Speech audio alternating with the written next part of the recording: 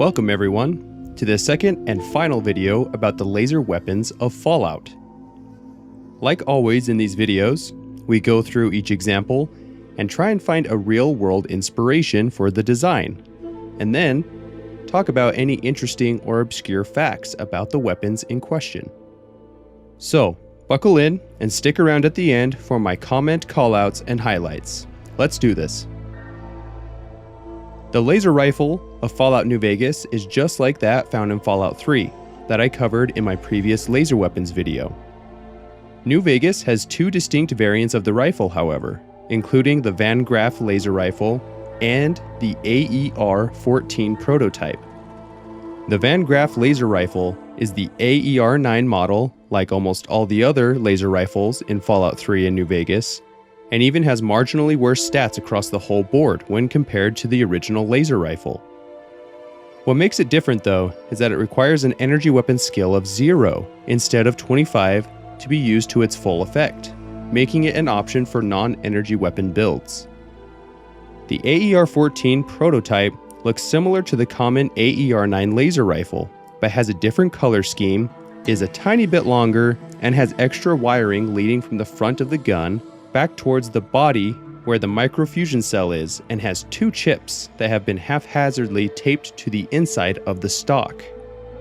There also appears to be writing near where the rear sights would be, if it had one.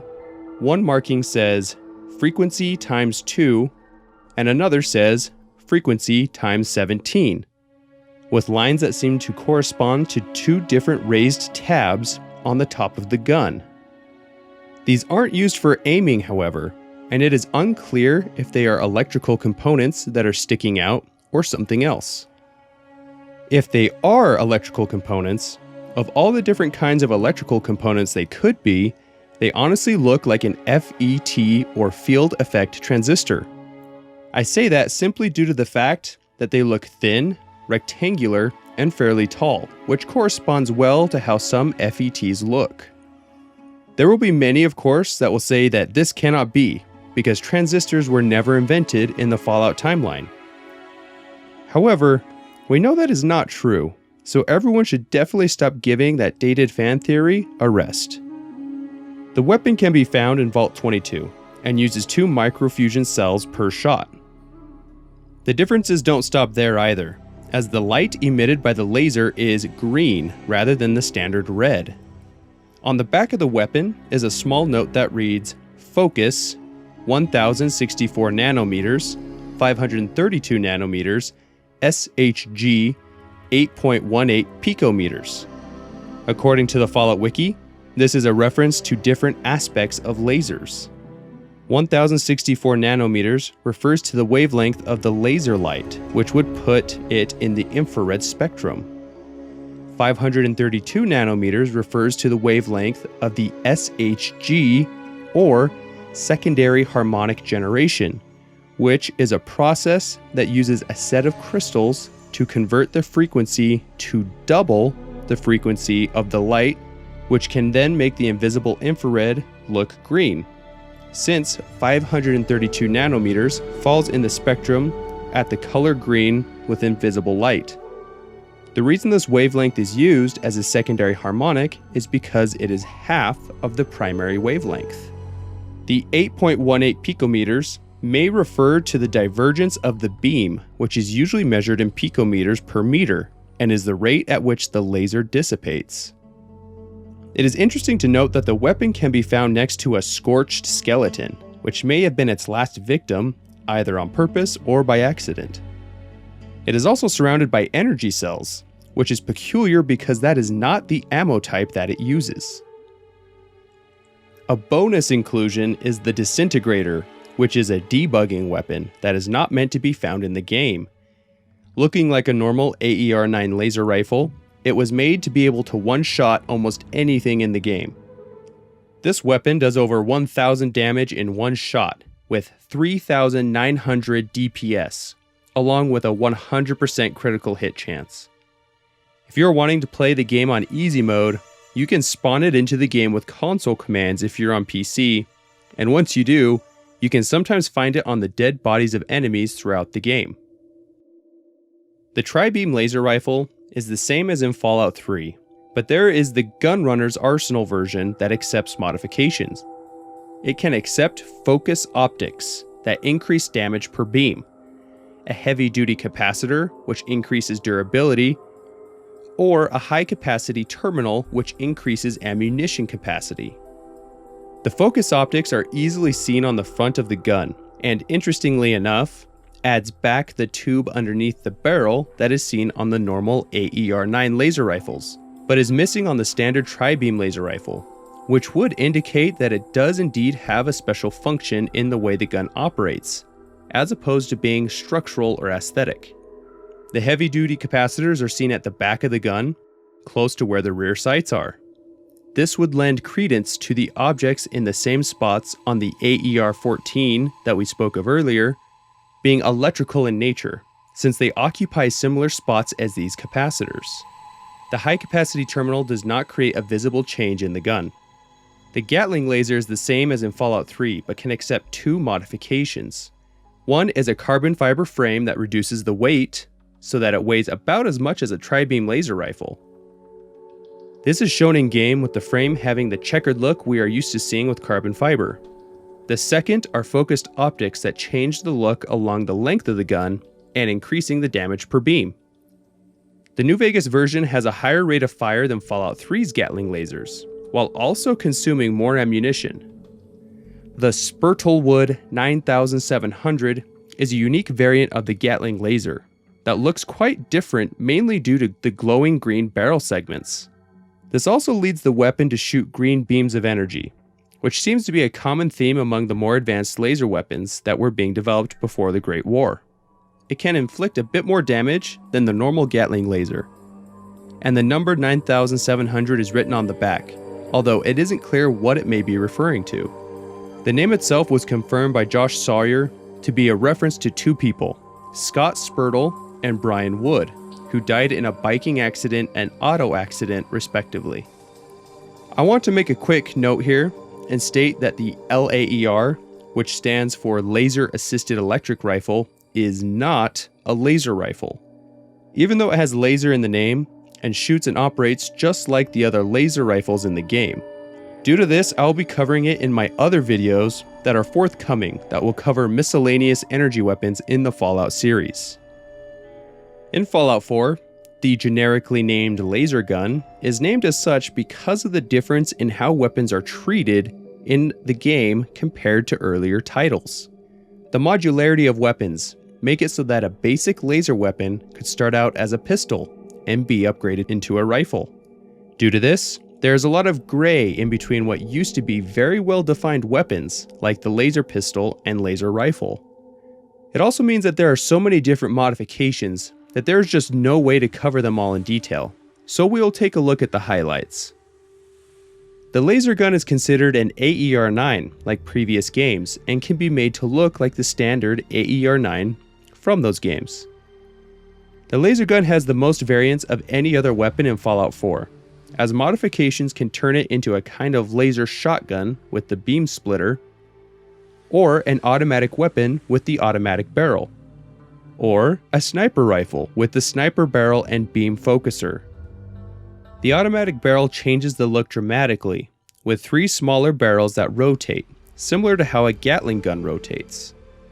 This looks a lot like the new Gatling laser concept, just on a miniature scale. The sniper barrel adds a lot of bulk and is all metallic. This barrel looks a bit like the barrel from the assault rifle in Fallout 4, and is probably much larger to provide more focusing of the beam, so it has less dispersion over distance since it is intended to be a long-range weapon. There are subtle changes in the sighting system, foregrips, pistol grips, and stocks with every single modification. I cannot find any inspiration for the base weapon or some of the more notable modified variants. But if you notice something, please let me know in the comments. Similar to how the laser gun has the most variants of any weapon in Fallout 4, it similarly has a lot of unique variants.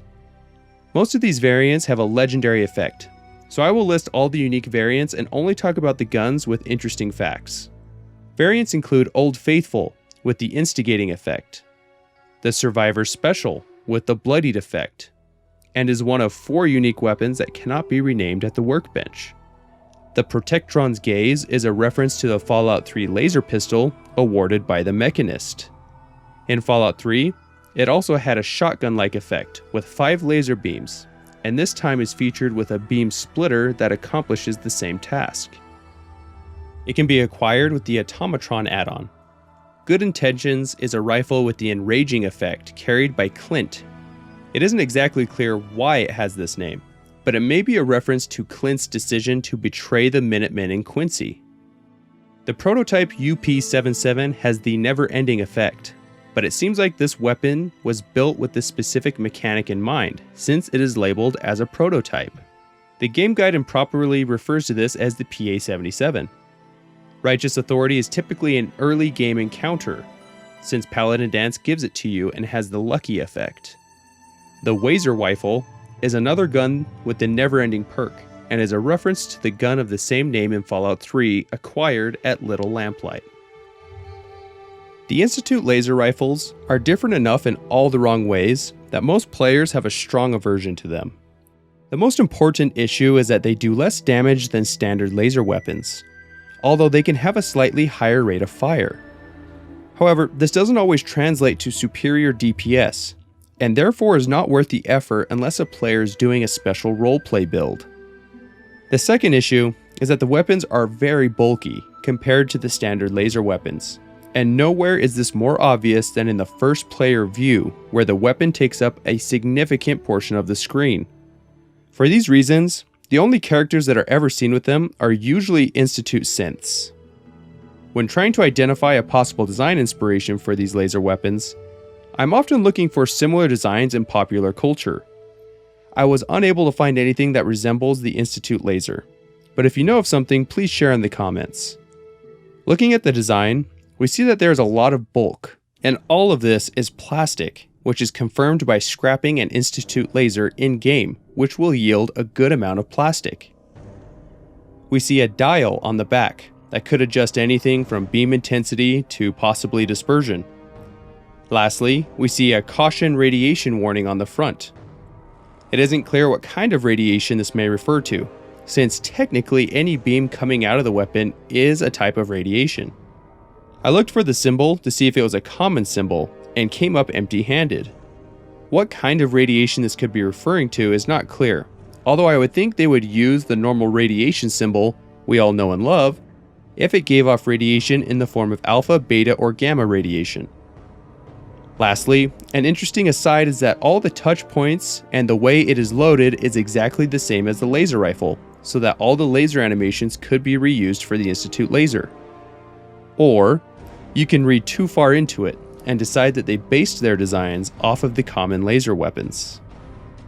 Another interesting aspect is that they shoot a blue laser beam, in contrast with the red and yellow that we've seen before. Lastly, I do want to say that for how advanced the Institute is, its weapons are very disappointing. It seems silly to build such advanced things as synths and coursers and then send them to the surface to execute important missions with clearly inferior weaponry.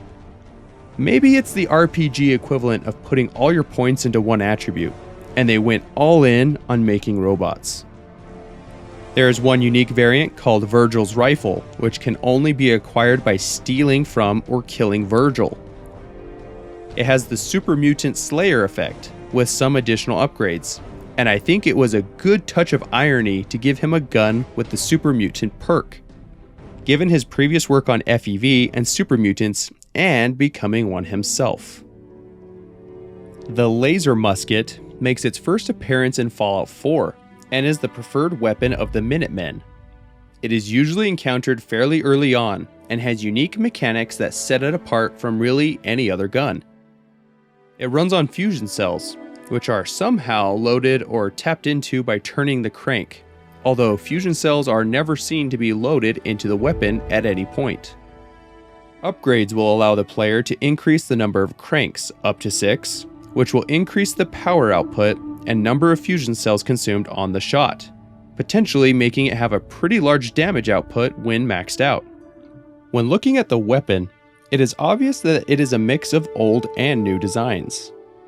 The stock looks like it may come from the American long rifle, sometimes called the Kentucky rifle or the Pennsylvanian rifle.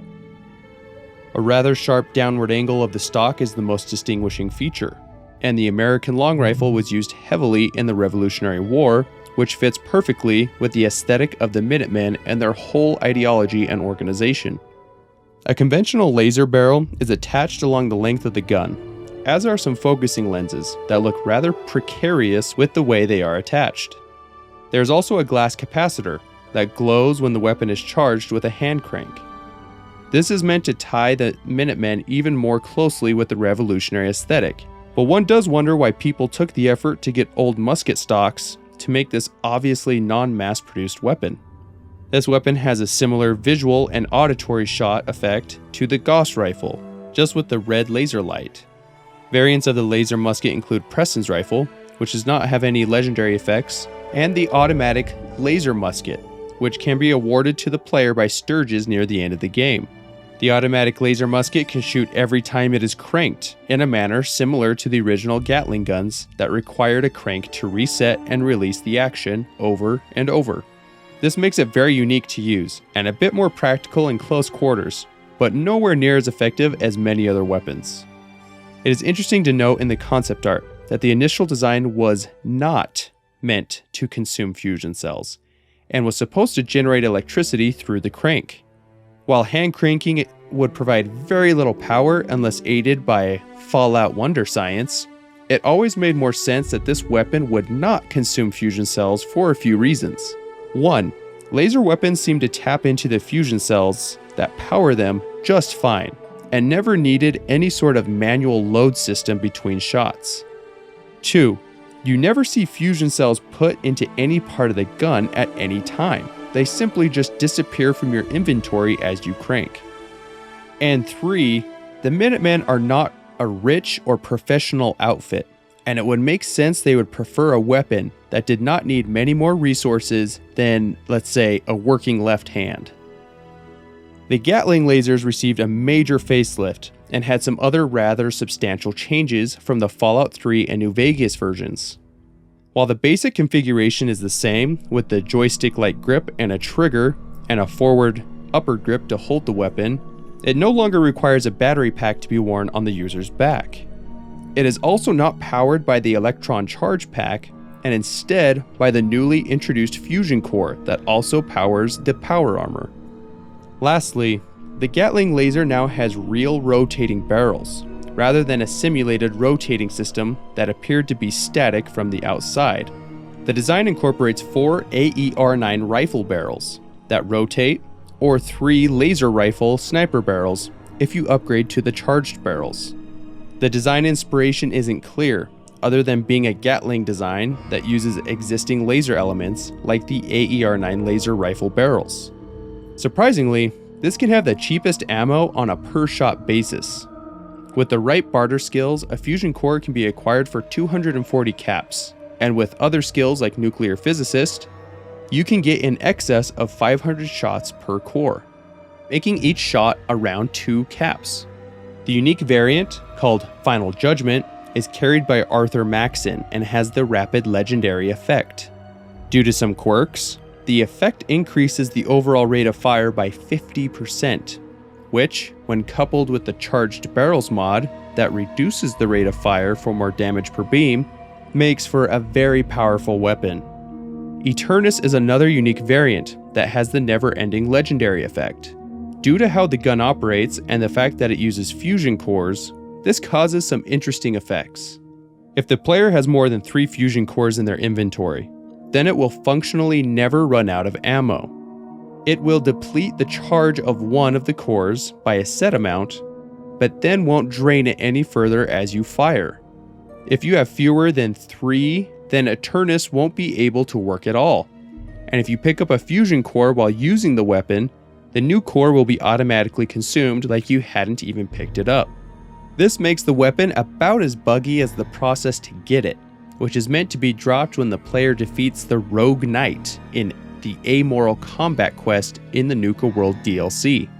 I was never able to get it because I could never get the Knight to spawn, unfortunately. The salvaged Assaultron Head is an unexpected weapon to yield in the game. Taking the head of a newly introduced Assaultron, the player holds the neck like the pistol of a gun and can charge and shoot the devastating laser that the Assaultron houses in its head. This means that the power source is not located in the body, but the head of the robot. This weapon can be acquired from the Automatron DLC questline, and although it doesn't seem to take any outside input from the user, can be charged up similar to a laser musket and shot just like the Assaultron normally does, by retracting the faceplates. This weapon will also deal 50 rads of radiation to the shooter, which could potentially be quite useful when used in conjunction with the Ghoulish perk, which provides health when irradiated, or completely inconsequential with a build like my favorite, which is the Child of Adam build. Fallout 76 has the same laser weapons as Fallout 4, with some unique variants. The laser rifle variant Acceptable Overkill was awarded for the Kill Different Kinds of Critters weekly challenge. This gun has a few upgrades, although there is no legendary effect, and gets its name from an issue of Guns and Bullets. The Ultra Sight laser weapon has a slightly altered color scheme and uses Ultra Sight crystals in the focusing crystal array, changing the color of the beam to a yellow beam. It has a higher rate of fire and lower beam damage. The salvaged Assaultron Head is also present in Fallout 76 and has two unique variants. Polly's Assaultron Head is the head of, wouldn't you know it, an Assaultron named Polly. However, it can be used while in the mine doing the associated quest and is removed from the player's inventory when the quest is over. There is the Imposter Assaultron Head, which can be bought in the Atom Shop, and is decorated to look like a sheep squatch head. Now, before I continue, I would like some feedback on whether or not you would like me to cover some of the items that are in the Atom Shop when doing these videos or not, as honestly, I could go either way. The Gatling Laser also has a unique Ultra Sight Gatling version in Fallout 76, which again alters the color scheme of the weapon and adds a yellow beam because of the Ultra Sight crystal conduits. Rather paradoxically, the Ultra Sight Gatling Laser has a higher damage per beam than the normal Gatling, which is in contrast with the Ultra Sight Laser weapon, which has lower damage per beam. So good job, Bethesda. I've decided to start including Fallout Brotherhood of Steel in my videos again because of a very persistent person. You know who you are. But I have no entries for this video because their so-called laser guns are actually electric laser guns and were referred to as ray guns in early development and therefore do not shoot lasers. So I am not including them in this video for the same reason I didn't include the LAER. So, onto the comment highlights. The first highlight is from Sterling Silver that let me know there exists some concept art of the Lone Wanderer motorcycle from my Vehicles of Fallout Part 2 video. I looked through the concept art and didn't come up with anything, but the advertisements that can be found very clearly show that there is a thruster on the back of the bike. So that clears up the question of what that nozzle was, although it is still not clear what kind of power source it had. Also, pertaining to the motorcycles in Fallout 4 and 76, Area Britain confirmed that they cannot be blown up, so perhaps that would lead us to believe that these motorcycles were not nuclear powered. Simon Blackquill wrote that the street cleaners look a great deal like the walk-behind type of vacuums used in gardening or landscaping. I would have to say that some of them very much do, and would be much more analogous to the street cleaner in Fallout 4. Just do a little switcheroo, make it rideable, and voila. Pignusman7 wrote that the Brahmin carts from the first Fallouts made a return in Fallout 76 as atomic shop items. The only thing cooler would be for them to be included in the base game. Victoria Jenkins corrected me by clarifying that the bus's looks seem to be derived from the GMC Silver side, not the Silver Bullet. Final Stash notified me that we can see a few carts made from the rear bus axles around the NCR Correctional Facility. I should have seen that since I was just recently there on my current playthrough. Tom Prick Vixen let me know that the buses have a single rear axle, which can be clearly seen when looking at some tipped over buses. That makes for a very unusual setup. 2 front and 1 rear axle. But there are a lot of things that don't make the most sense in these games. That is it for the comment highlights for this video. As always, I am really grateful for all of your feedback and comments. I learn a lot when making these videos, and even more when going through and seeing what you all have to share. No one knows as much as all of us. I wish you all a great weekend, and may you walk in Adam's glow.